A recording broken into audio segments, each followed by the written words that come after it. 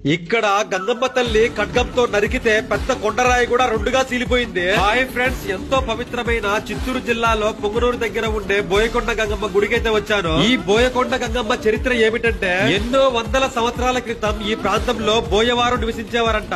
ఆ బోయల మీదకి గోల్కొండ నవాబులు యుద్ధానికి వచ్చారంట. అప్పుడు బోయలు నిత్యం పూజించే గంగమ్మ తల్లి ఒక ముసలమ్మ రూపంలో పెద్ద ఖడ్గం తీసుకుని నవాబుల సైన్యం మీదకి విరుచుకుపడిందంట. ఆ భీకర యుద్ధంలో గంగమ్మ తల్లి ఖడ్గదాటికి పెద్ద పెద్ద కొండరాలు సైతం ముక్కలు ముక్కలుగా చీలిపోయాయంట. నవాబుల దాడి నుంచి బోయలను కాపాడిన గంగమ్మ తల్లిని ఆ బోయవారు ఇక్కడే ఉండమని వేడుకున్నారంట. అప్పుడు గంగమ్మ తల్లి వారందరి కోరిక మేరకు బోయలు నివసించిన ఈ కొండ మీదనే కొలువైందంట. అప్పటి నుంచి ఈ గంగమ్మ తల్లికి బోయకొండ గంగమ్మ అని పేరు వచ్చింది. ఈ బోయకొండకు ఎంతమంది వచ్చారో కామెంట్ అయితే చేయండి. సరే అయితే ఉంటా మరి.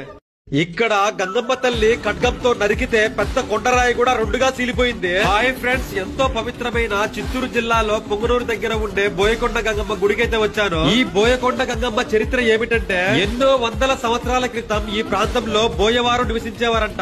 ఆ బోయల మీదకి గోల్కొండ నవాబులు యుద్ధానికి వచ్చారంట. అప్పుడు